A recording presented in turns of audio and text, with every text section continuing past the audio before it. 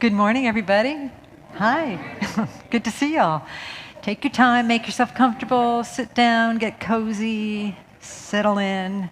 We're going to have a wonderful Sunday this morning, and I just want to give you a special welcome to our beautiful Ventura Center for Spiritual Living. I'm Reverend Bonnie Rose. You are you. It is just delightful to have you here in all of your goodness and all of your badness too, if that's the case. Who knows? Anyway, I'm working solo today. Both of my little pulpit assistants are off doing other exciting things, but I am going to call forth our Youth and Family Director, Ms. Susie Thatcher, who's going to tell us what the youth are up to today. You look kind of like Mary Poppins there with that bag and that hat and everything. I am. Oh, good to know. Okay. It's my second job. I'd like to begin this morning by sharing something special that happened this morning with Nico. Children are so amazing, and we think sometimes they're not listening or they're not paying attention, or we feel like we're talking and telling them things, and it's not sinking in. But he came in this morning and handed me this bird feather, and then reached up to my necklace that I wear every week, and he said, "It's just like this," which is an angel feather that I wear around my neck. And I was so touched by that because it said, "I'm thinking about you. I'm thinking about what's happening. I'm thinking about what I'm hearing and seeing, and I'm in the moment." So thank you for allowing me to share that, and thank you, Nico. Thank you, Nico. I love that. So with that, I want to remind you of something that we posted in the newsletter for this Sunday. And this is excerpted from some information that I get monthly from the Monk Manual, which is a journaling system for mindfulness. Sometimes we mistakenly believe that structure inhibits our freedom, when in fact, structure enables our freedom. With that structure, we get clarity, especially when it comes to our time. So, if you're feeling anxious about what you should be focusing on throughout the week, just consider how structure might help you bring you to a sense of peace. So just an idea. This week, block off 1 hour to focus on something important. It might be a bird feather. It might be something else. For you, for everyone, it will be different. So during this time, do all you can to focus on that one thing. No distractions, no wondering if you should be doing something else, no multitasking. Just pay attention to how it feels and how you feel. So just this week and every week, bask in the glory of yourselves. Just wishing you lots of love and light. Thank you. Thank you, Susan. Okay, I had to go hug one of those faces of God that I haven't seen for a while. Let's hear from Dina. She's our practitioner serving today. She'll pray us in. Good morning, everybody. And if you're a practitioner or minister, if you care to stand and join us in prayer. And for all of us, just settling, stilling our bodies, breathing in, feeling our breath out, feeling connected, knowing there's one power, one life, one source in absolutely everything, every particle, the big and the small. Knowing I'm one with life, with that power, knowing each and every one of us are one, whether we're here in the building or outside the building, all is one. And I know that today is good. We see the good, we see the light, we find the light within and connect with each other.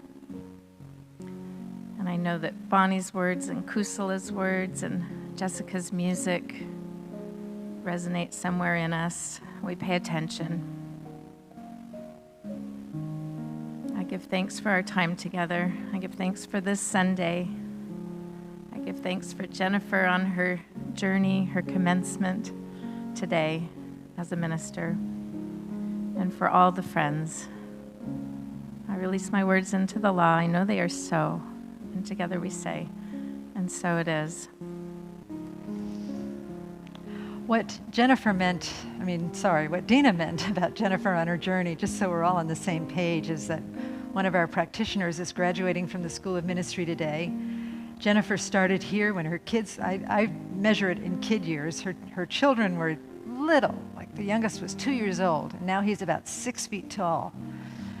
And Jennifer started foundations at this center and did all of the prerequisites, became a practitioner, and now is graduating from the School of Ministry. So before we move into our sacred reading, let's just give a little tiny round of applause for Jennifer. She's a blessing to us and will be a blessing to the world, even more so as she steps into ministry. So with all the love that we feel, whether you know Jennifer or not, just the love that circulates in this beautiful sanctuary that just fills our hearts and fills our beings, let's again anchor ourselves in that love and trust it and know it as the true source of who we are. It is the true essence of who we are. We surrender to that love, and as we surrender to that love, our lives suddenly become beautiful. They become magical. They become mystical. We know exactly what to do in our hearts, and we know exactly how to be in the world.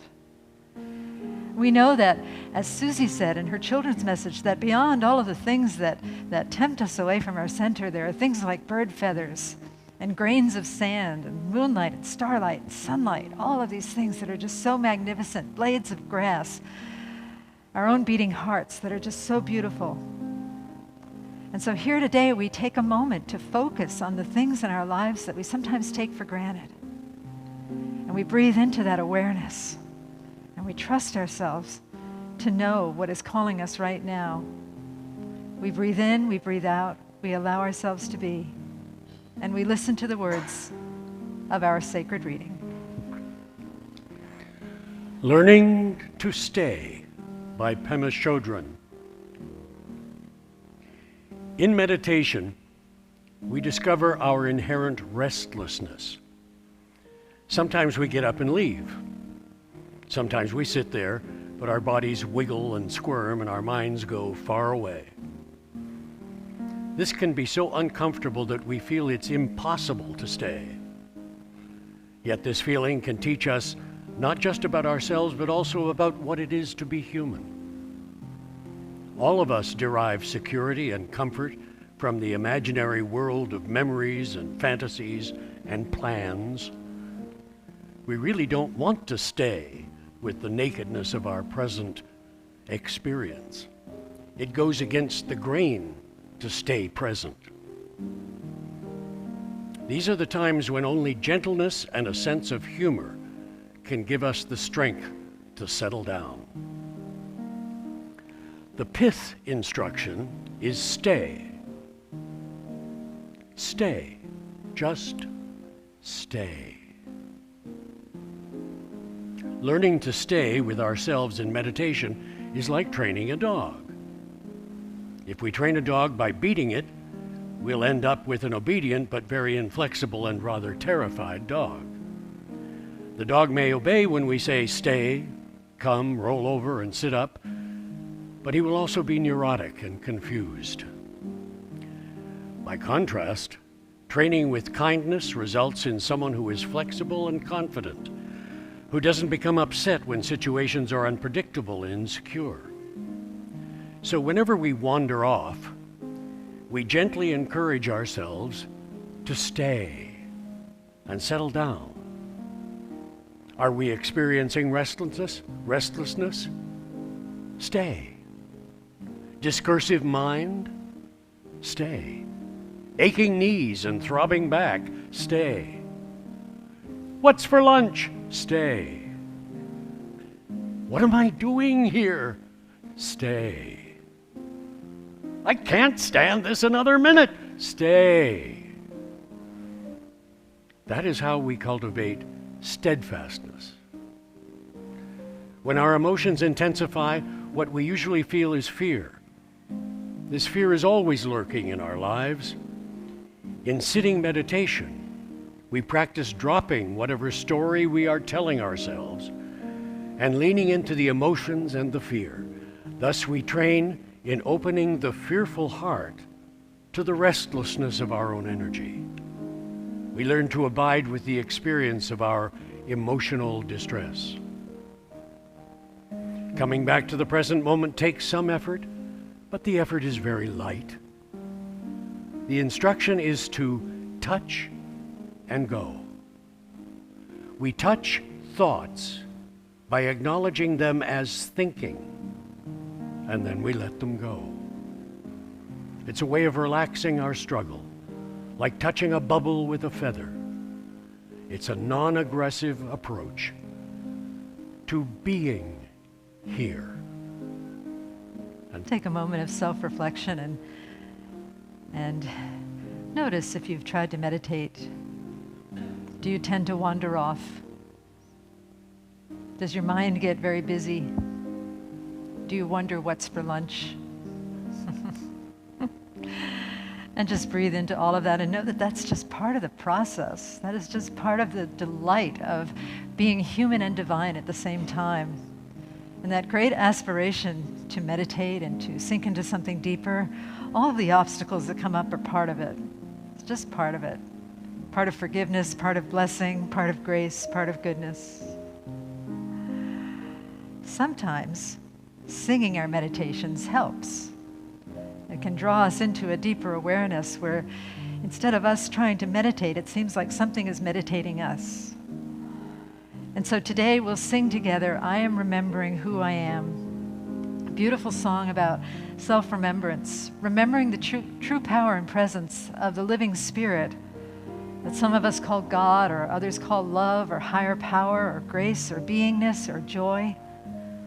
Whatever it is that you are, your true calling, your true nature, let us remember it for ourselves as we sing. And at the same time, let us remember that there is only one life, and that life is the life of love. So as we remember for ourselves, we remember for all beings everywhere. We remember for the entire cosmos, the feathers, the trees, and the stars, all of it. All of it is the I Am. And so together we sing, I am remembering who I am.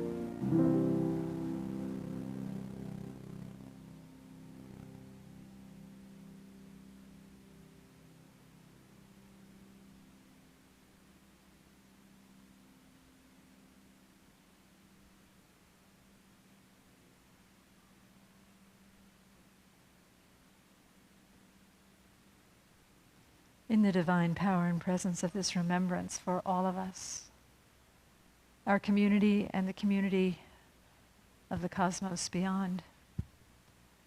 Let us breathe in deeply and then exhale, gently opening our eyes in love and in service to what is. as it is, and so it is. Namaste.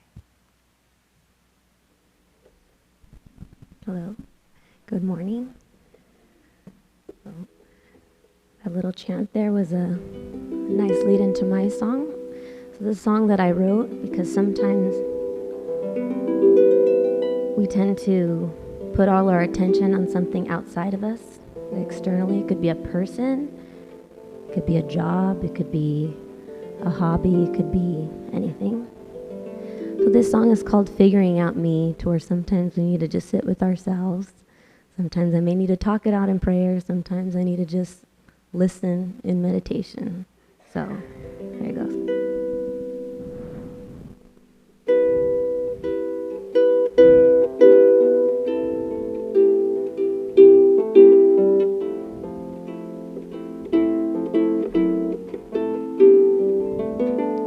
Said it used to be all about you.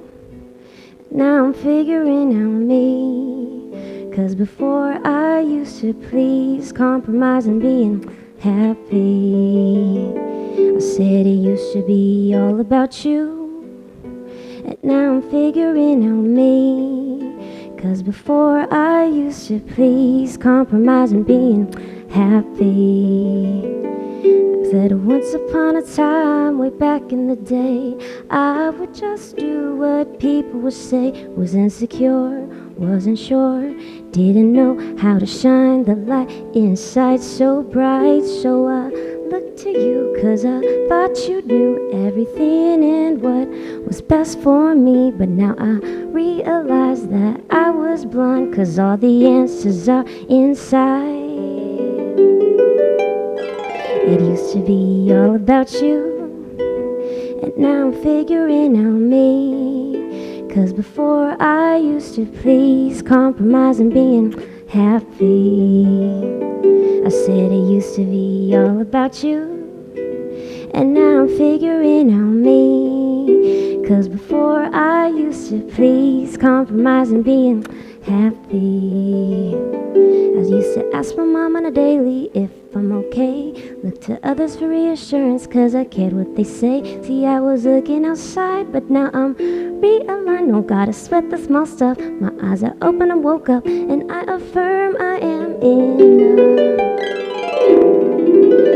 It used to be all about you, and now I'm figuring out me.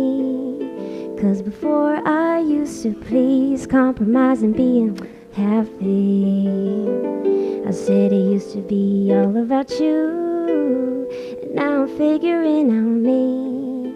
'Cause before I used to please, compromise and being happy.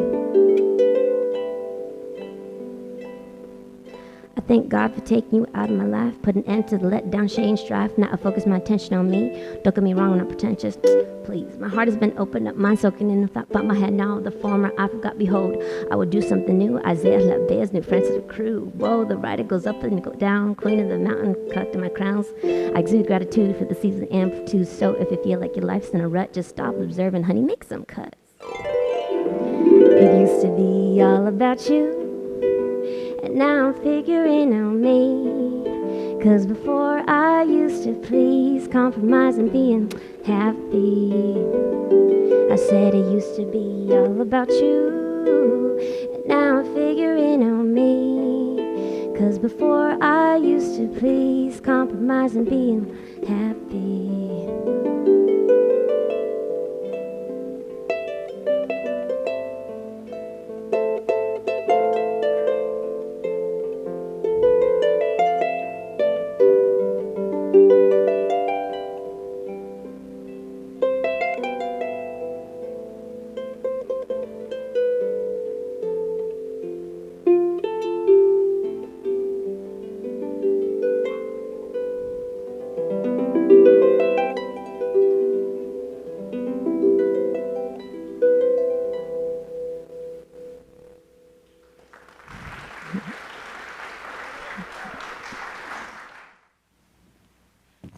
Thank you, Jessica. So beautiful. And your heart pin matches your shoes and your... It's awesome. Yeah, it's perfect. Our next guest needs no introduction. Kusala Bhikshu, our favorite Buddhist monk. Yay!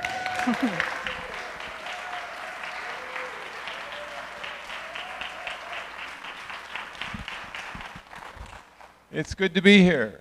It's good to be anywhere, but especially in Ventura. Somebody asked me the other day, they said, you know, this world seems just insane lately. I'm watching the news, all I see is violence at a national level and an individual level. I go out to put gas in my car, I have to check to see if my credit card has enough credit on it to buy the gas.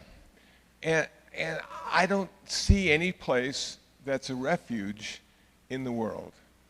Someplace I can go and just feel safe and comfortable. Can you talk to me about how to put together a practice, a personal daily practice that will enable me to find the refuge inside rather than outside? And I thought about it for a while, and I said, sure. You know, it can just be composed of 3 parts. We'll keep it simple. It doesn't need to be complicated. And the first part is when you get up in the morning and have your coffee, and before you start your day, whether it's working or school or just whatever you do, remember a phrase or a sentence, something that inspired you, that made you feel good. Maybe something you read that Ernest Holmes wrote, or the Dalai Lama, or Thich Nhat Hanh, or maybe even a poem that was meaningful to you and stimulated you at a heart and mind level. So just recite that to yourself, just briefly and out loud, because what goes from your mouth into your ear stays in your mind just a little bit longer. So what I do in the morning, and it's simple, I say, may I be happy, peaceful, and free from suffering. That's it. Just a couple sentences, just to remind me that it's possible. Just to remind me that it's possible. Now, after you've done that, the second part is really important, because this is going to be your foundation. This is where you work from.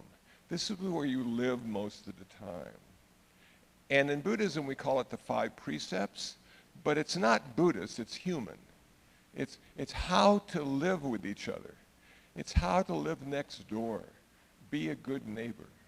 Be a friend to your friends and a friend to yourself. And it goes like this.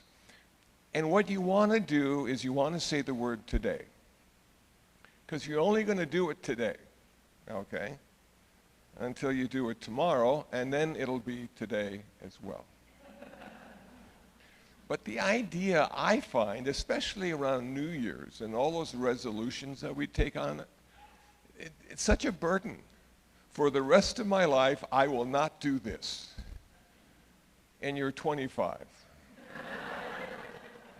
And you think to yourself, but what if I want to do that? You know, should I even take a New Year's resolution? Or should I just live my life? So by adding the word today, we don't burden ourselves with eternity.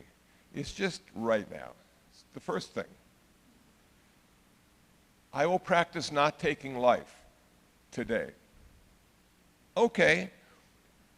Pretty easy? Yeah. How about that mosquito? No. How about those cockroaches? Yeah, I don't know. There's all sorts of stuff that we like to kill because it solves the problem. It's very fast and efficient. Killing works that way. But saving life takes a little bit more time. So what I call it is catch and release. That you get a jar or a cup, and the little guy that's not supposed to be in your space, who doesn't know he's not supposed to be in your space, you finally catch and release it outside. Put him back where he belongs as far as you're concerned, not as far as he's concerned. And that's the first step. How can I honor life? How can I be kind? What do I need to do? Well, it can start with not taking life. Second one, today I will not take what is not given. Wow. Does that mean I can't steal? Well, it means you can't steal, but it also means you can't take what is not given. So if you need a pencil and you see one on a table and nobody offers it to you, are you going to take it? Because you said to yourself, today I'm not going to take what is not given. I was at a monastic retreat a few years ago, and we were eating, and one of the lay people who was serving the food to the monastics picked up a monk's apple and marveled at the size and the color and how it's going to taste when he finally eats it, and put it back down. Now the monk was faced with a dilemma. He couldn't touch that apple because it had been taken away from him by the touch of the layperson. It has been transferred, the ownership, to the layperson. So another monk saw the dilemma and re-offered the apple to the monk so he could eat it. Now, this is sort of an over-the-top example, but it just shows you how important it is to honor someone's stuff even if they don't own it, but they think they do. And that's sort of most of the stuff that all of us use every day that we think we own because we have receipts. But we're just using all that stuff until somebody wants it more than we do, or we can't find it, or the new model comes out. We're just using this stuff. The third one, I will practice loving kindness today. Loving kindness. What a rare concept that is. Because it's not love, and it's not kindness, it's loving kindness. They're connected. And that can't turn into lust generally. That just stays with loving kindness. So how do you practice loving kindness every day? Well, for instance, the other day I was getting gas, $6.39. I checked my wallet. I had a few extra dollars. I put it into my tank. A woman comes up to me and says, "Do you have any spare change?" I thought to myself, $6.39 a gallon? I don't have any spare change. But I was practicing loving kindness. So I needed to say no in a kind way. And it's okay to say no. It's okay to have boundaries. But the secret with that no and those boundaries is to do it in a kind, compassionate way. So I explained to her, I'm sorry, I didn't bring any extra money today. It's all going in the tank. And she understood, I think, and didn't feel too bad, I think, but I didn't want to tell her, no way, I can't afford it. I wanted to do it in a more skillful way. Number 4, I will speak skillfully today.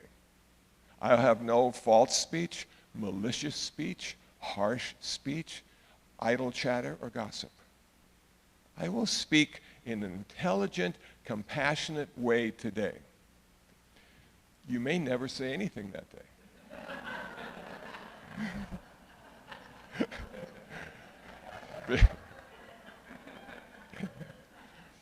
Because if you really pay attention to what you're saying, to most people, it's just idle chatter, gossip. It's just, small stuff. Oh, it's beautiful today, the sun's out, weather feels good, not too much traffic. And that's fine. That's how we create relationships. That's how we relate and respond to people. And every now and then, you'll find someone who has intelligent conversation and they want to share it with you. They want you to be part of that. And what a gift that is. So monitor what you say and how you say it, and understand that right speech or skillful speech is a talent and a skill. And it takes a long time to acquire it because often our mouth begins speaking before our mind begins working. That's how it works. And number 5, I will not consume intoxicants today to the point of intoxication.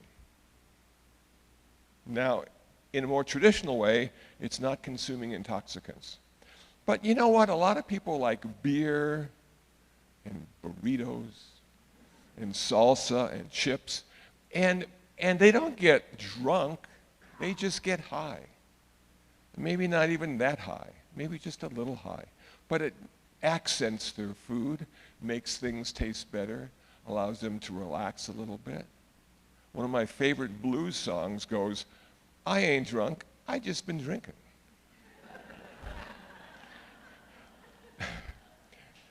And that's sort of what we want to do. You know, if you feel compelled to have an alcoholic beverage, yeah, but moderation always works best. So those 5 precepts can be the foundation of your life. The third part, the transcendent part, the most interesting part of all, is meditation. And we heard a little bit about it earlier. 2 kinds of meditation. We have tranquility meditation and we have insight meditation. I prefer tranquility meditation because it makes me feel happy and relaxed and tranquil and hopeful. It does a lot of things. Insight meditation, I used to do. But I just got rattled all the time because I started seeing things I didn't want to see. I started understanding things that have always been hidden and finally came to the surface. And I'm going, oh man, no, come on. Life's hard enough already. I don't need to know all the stuff. Just let me know some of the stuff. So I went into tranquility meditation, and what that means is this. We concentrate, we focus on one thing and don't vary it. We don't fall away, we don't get distracted, we're just there.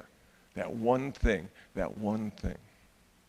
So what can we use in this meditation? We can use our breath, something we always have. It's always there, just under the surface. Most of us don't think about it until we can't breathe.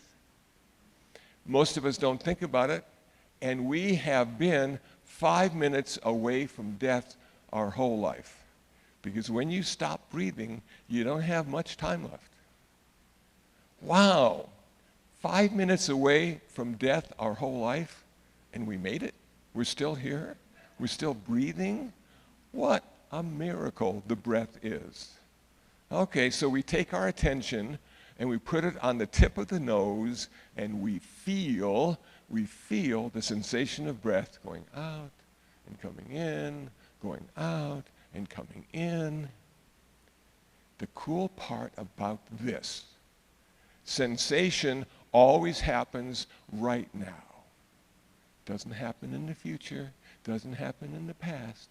It's always happening right now. This is our reference point to the present moment experience of our life.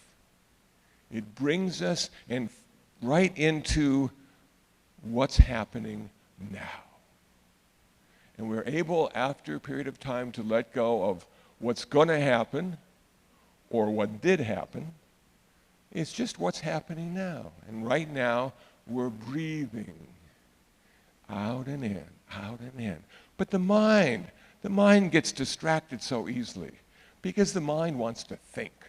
That's its job. It's thinking all the time about everything.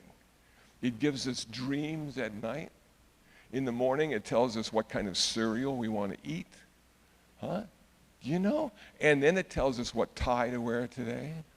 The mind is always working on our behalf because it thinks that it's in charge.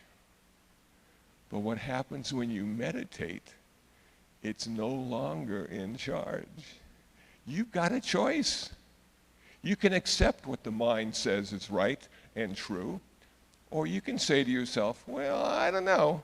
I need a little more time to reflect, to ruminate on it, to see if the mind is my best friend or if the mind is just a master instead of a tool. So meditation allows you to make your mind into a tool, and you get rid of that master. Okay, so here you are. You can't keep your mind on the sensation because it's thinking all the time. So you count. You use a concept of a number, and you attach it to the sensation of breath. You go 1, 2, 3, 4, up to 10, down to 1, up to 10, down to 1. Some days will be better than other days. Some days you won't make it to 7 because the mind wants to think about stuff. It's important. Did you turn off the stove, the mind tells you? I don't have a stove, you say to the mind. So there you are, you're struggling with this. Now, some people think, well, if I meditate, I'm not going to have any thoughts. Not true. You're going to have thoughts. But what you want to do is you want to put those thoughts, that discursive thinking, that monkey mind, into the background. And you want to have your object of meditation in the foreground. So you're counting the breath is the most important thing, and that's the foreground. And the thinking in the background, you can sort of hear it, you can sort of make sense of it. Think of it this way. You got your new Kindle, you can hardly wait to read this book, but you have the radio on in the background. And somehow you can sort of follow the radio while you're reading your new book on your Kindle. Aren't humans amazing? We can do 2, 3, 4 things at a time. Actually, we're just doing one thing at a time really quickly, but it seems like they're all happening together. So it's not a bad thing to think, but we don't want that to be our primary focus. We want that to be a background activity, and we want counting of the breath to be right in the foreground. Okay, so now you've been doing this a year, you're getting really good. You can count to 10, you can count back down to 1, back up to 10 without being distracted. Your knee hurts, but you don't care anymore. Your mind just rattles on, you go, that's what the mind does. And now you want to go to the next level. There's really not another level, but it's different now, okay? So now what you want to do is you just want to follow your breath without attaching it to the numbers.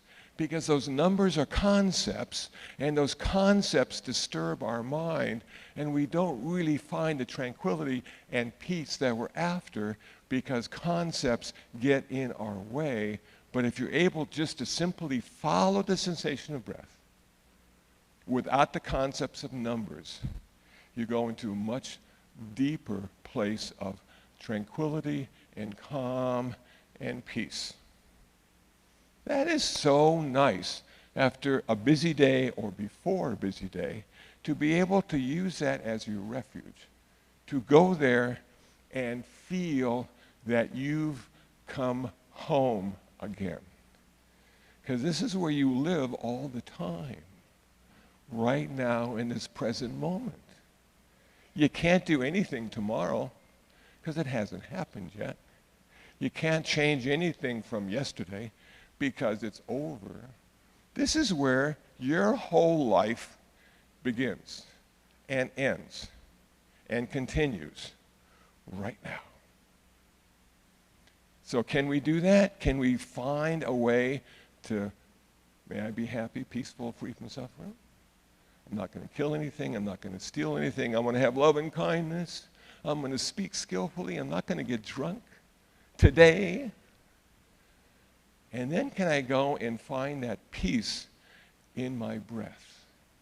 Can I simply be focused and present every time I inhale and exhale? Now, the clever ones who hear this will say, well, what's the best one to do? Is the inhale better than the exhale? Or should I count both, inhale, exhale as one? And then, can I add and subtract as I'm doing this? Or am I stuck with just counting? You know what? All that stuff's up to you. You get to choose. because this is your practice. You get to choose what you want to say in the morning. You get to choose how to effectively practice those 5 precepts. And you get to choose inhale, exhale, or both at the same time. It doesn't matter, whatever makes you feel good. But the thing is, once you've decided, you can't change during those 10 or 15 minutes of watching the breath. You got to stick with that choice, okay? Which can be difficult, because you're going to find about 5 minutes into it, I bet the out-breaths are so much better. And here I am stuck with the in-breaths.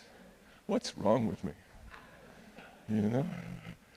So it's a practice. And the practice ultimately turns into performance. That's what we want to do, is we want to have a performance that we don't have to think about. Now, I haven't played the harmonica for a really long time. I'm still waiting for COVID to go away, because I just fear sticking my hand in my mouth with a metal object that's who's know where it's been.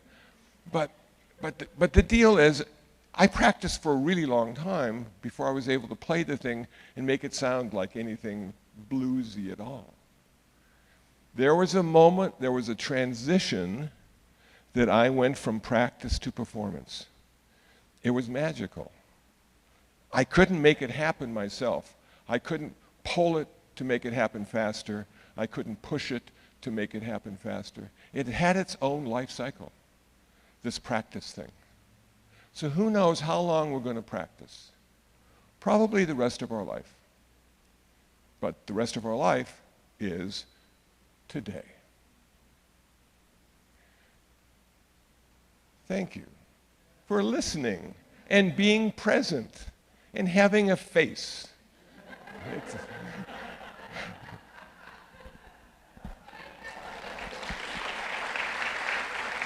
That was great, Kusala. Thank you so much. Really wonderful. You know, and I'm thinking if you're struggling with some loving, kind words to say to somebody, you can just say, hey, thank you for having a face. You know, it'll work. I dare you to try that and get back to me and see how it goes. Alrighty, let's do a prayer together.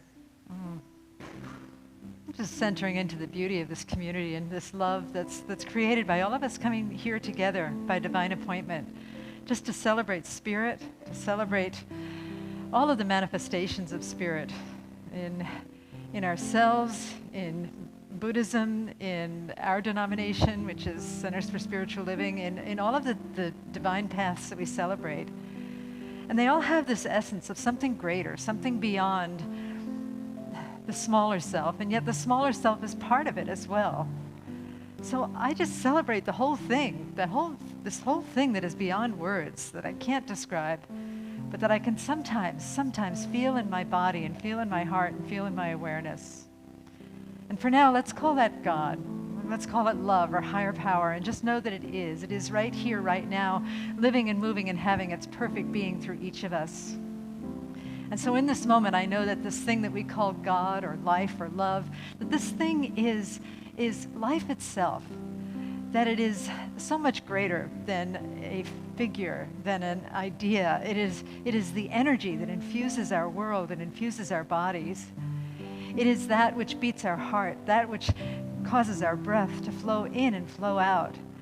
It is that which pulls the tides back and forth. It is the space between the planets. It is the rotation of the earth. It is the circulation in our bodies. It is all of these things and so much more. And certainly it is our intention, the heart's intention, to live a life that is beautiful and meaningful and powerful. And so today I encourage us to anchor in that intention, to become one with it. Whatever it is that drew us here today, seeking something, know that that thing that you are seeking is seeking you, and it has found you already. We simply relax and let go and allow it to be. We accept it, we receive it, and we honor it. We connect with it. We unify with all of the power of the presence and know that it is who we are. And in this place of knowing, I know that we have glorious lives, lives that were divinely ordained by Spirit. We are here because something greater than us wants us to be here. Something greater than our small self wants us to be here to celebrate life and to know something beyond the quality of our thoughts, to expand the quality of our thoughts to life-affirming thoughts that bring in and awaken us to the grace and the power and the presence of everything, even something as simple as the breath. And if there are tools to help us do this, then most certainly we apply those tools, whether it's breathing or meditation or skillful speech or practicing loving kindness or refraining from intoxicants. Whatever it is, we practice that with diligence. And we find our own practices. We find our own special sentence to say in the morning to inspire us. And we allow all of this to conspire together with all of the details in our lives, the ones that we love, the ones that are challenging. All of this conspires to make us the people that we are to be, divine spirits here in the life of God.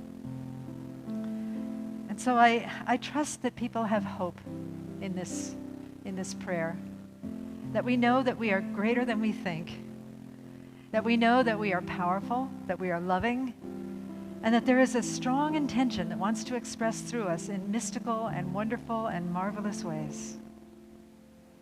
For that, I give deep thanks.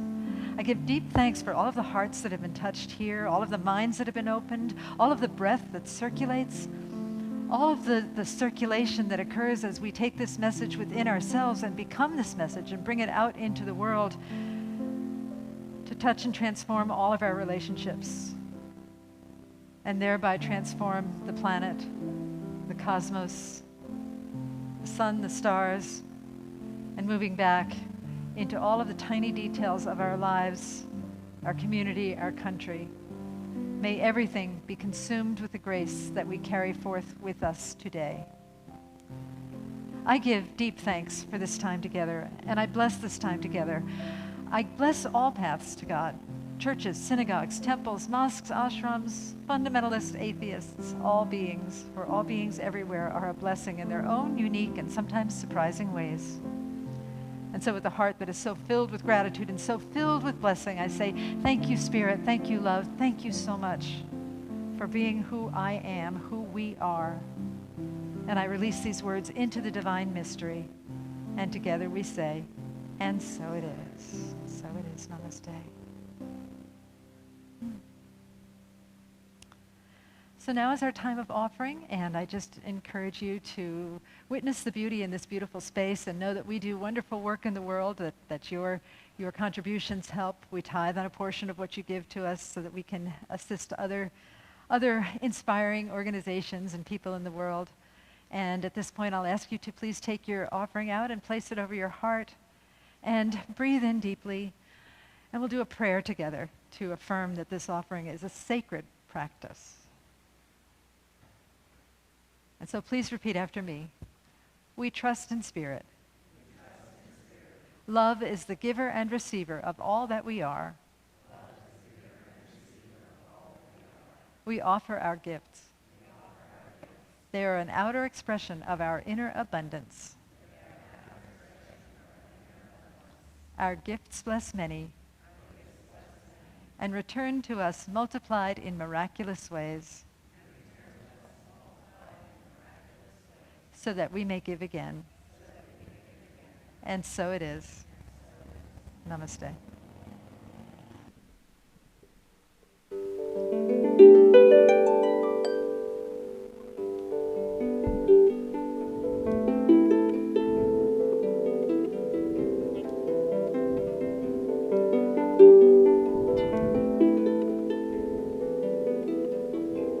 I came to win, to fight, to prosper, to rise. I came to win, to survive, to conquer, to thrive, to fly,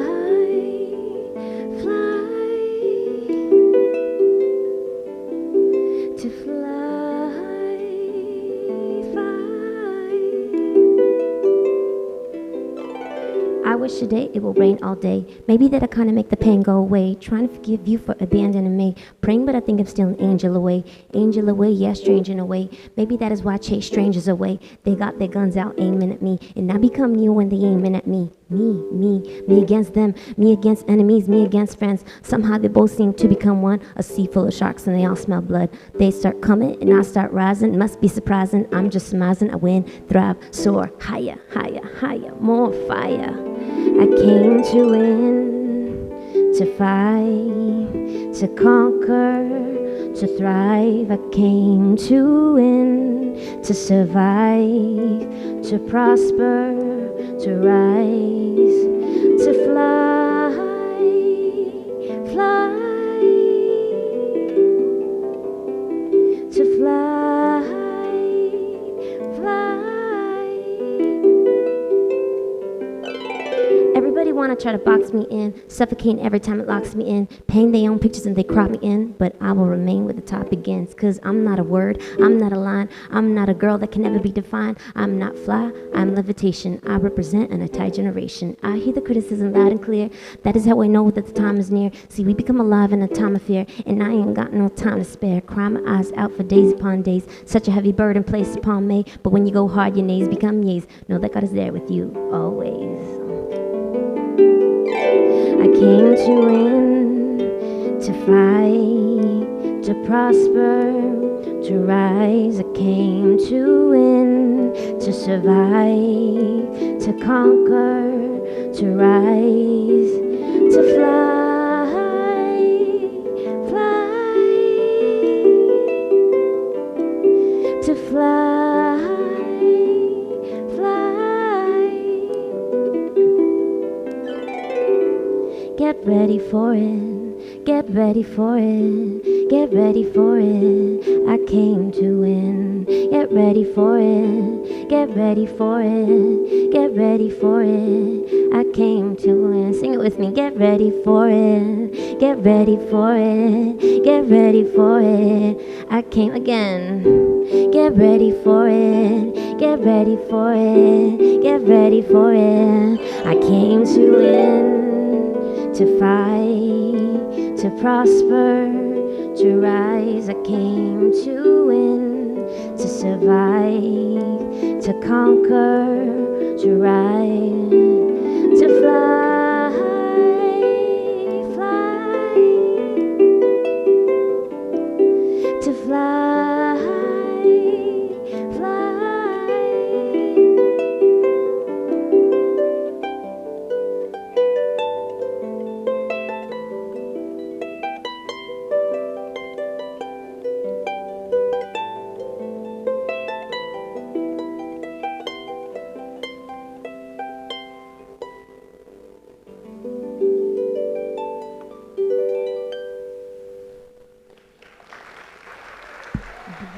Thank you. Okay. All right, so this is the flower dedication for those of you who do not know. And the flowers today, the flowers are donated anonymously to Ed Lynch.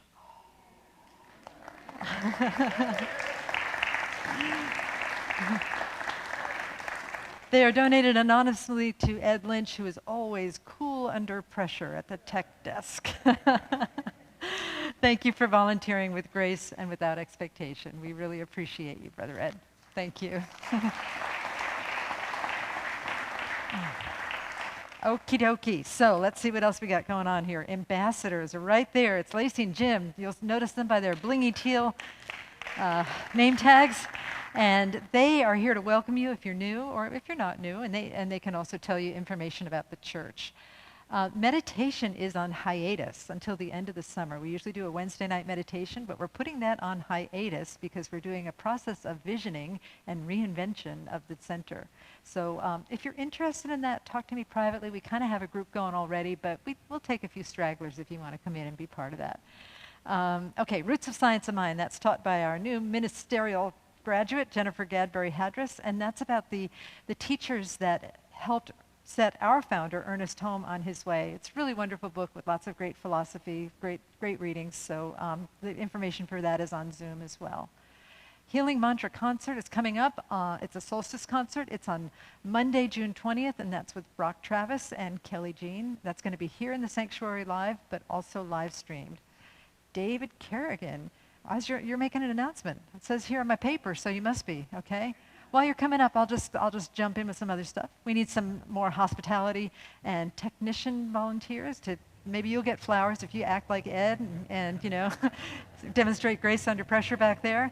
And then, David, why don't you tell us about your class? Okay. Starting June 29th on Tuesdays, we'll be having a class on the cloud of unknowing. Now, you might wonder, what is this cloud? And it is the cloud between us and truly knowing God. So a 14th century mystic speaks directly to us, right here, right now, in our yearning for union with God. Come, be there, God will. Thank you. Thanks. I have to say, I read the book about 25 years ago. It's a great book, plus I have the cliff notes if anybody's interested. So there's that. Outreach, we're still doing outreach, wonderful outreach for our homeless brothers and sisters. We do feeding at Family to Family once a month, and we also procure items for an organization called Lift Up Your Voice, which helps rehome folks that are struggling. And there's choir rehearsals coming up. That is today at 11:30 right here in the sanctuary. After the service, we've got all kinds of fun things for you to do. There's food in there. There's also a bookstore in there. We also have a table of free books and free puzzles. And one of the best things you can do is to come down front, and you'll see some practitioners wearing white stoles, and they would be delighted to pray with you and for you for anything that might be tugging at your heartstrings, or to celebrate something with you. If you haven't done it yet, give it a try. It's really wonderful, and you will leave these doors feeling uplifted in something marvelous. I think that's all I have for today. So let's go ahead and we'll pray one more time, and then we'll go on our separate ways, okay? So Chris, here we go. So I turn within again once in all of the grace of this being, all of the grace of us being together in this beautiful, beautiful place, in this spot that is such a gorgeous sanctuary, but also luminous because all of us are here together. So I just bask in that energy, and I know that it fills each of us and that it sustains us in the weeks to come.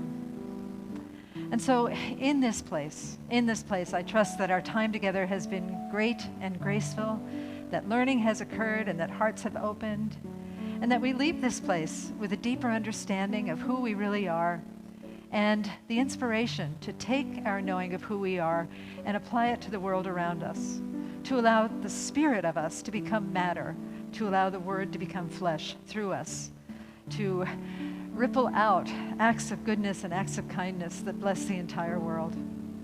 I'm just so grateful for the reminder to live in this way, and so grateful for the opportunity to come together and support one another in this process. And most of all, I'm grateful for the divine, for the divine showing up in all things, for the power and the presence that lives through each of us and lives through everything. And with a heart that is so filled with grace and so filled with gratitude, I say, thank you, Spirit, thank you, love, thank you so much. And I release these words into the divine mystery, and together we say, and so it is. Namaste.